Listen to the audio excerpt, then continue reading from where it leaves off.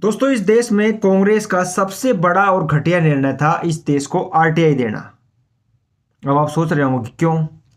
उसका मैं आपको एक कारण बताता हूं। अक्टूबर 2005, जो कि जून 2005 में जब आरटीआई एक्ट को पारित कर दिया गया था और पूरे देश में लगभग अक्टूबर 2005 में यह पूरी तरीके से लागू हो गया था, जिसका खामियाजा लोग आज भुगत रहे हैं। दोस्तों, भास्कर की एक इन्वेस्टिगेशन में यह सामने आया कि 2006 से 2026 तक, अभी शुरू ही हुआ है 2026, आप देख रहे होंगे, सिर्फ इतने 20 सालों में लगभग 21 लोग आरटीआई लगाने के बाद अपनी जान दे चुके हैं।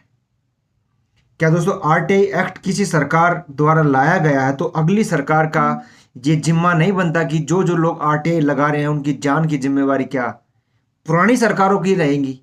उन्होंने अगर कुछ दिया है तो आप उसके ऊपर कुछ नहीं करेंगे, लेकिन करना भी नहीं चाहिए, मत करिए। लेकिन इस रिपोर्ट में बताया गया है कि 21 लोगों ने अपनी जान गंवाई है। ये सिर्फ बिहार की न्यूज़ है। अगर मैं आपको पूरे देश के बारे में बताने लगूंगा तो शायद आपके जमीन के पैरों के नीचे से जमीन खिसक जाएगी। दोस्तों, बिहार में लगभग 600 लोग हमले का शिकार हुए, 21 लोगों ने अपनी जान दी। और जिन जिन लोगों ने आरटीआई लगाई उन सभी के ऊपर, उन्होंने जिस आदमी के खिलाफ या जिस सरकारी अधिकारी या सरकार के खिलाफ आरटीआई लगाई है, उनके ऊपर 4 से 5 मुकदमे हर एक आदमी पे हुए।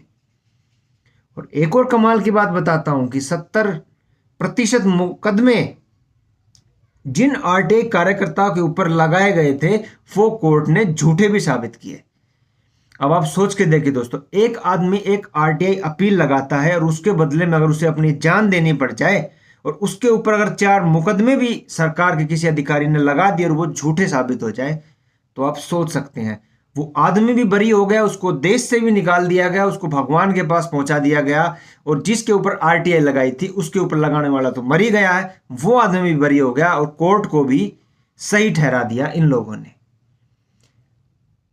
आप लोगों के हिसाब से क्या आरटीआई एक्ट में कोई बदलाव हो सकता है या सिर्फ आरटीआई लगाने वाले लोग अपनी जान यूं ही देते रहेंगे?